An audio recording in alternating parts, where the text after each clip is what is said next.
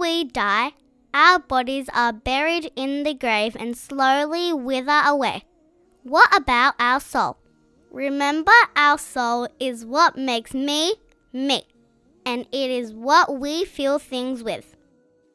Do you also remember that when a person dies, their soul does not die?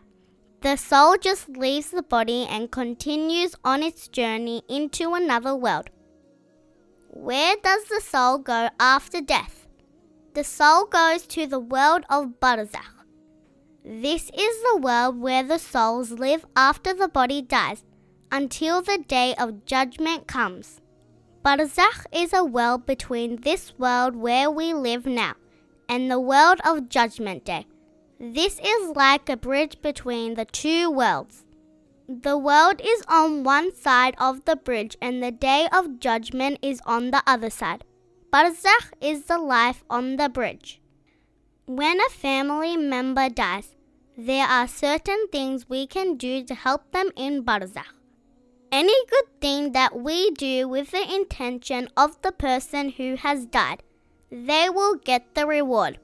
Reciting Quran for them, helping their family, giving sadaqah on their behalf, asking Allah to forgive them. All these things will help them in Barzakh. It is also very good to recite the following. Inna lillahi wa inna ilayhi raji'un.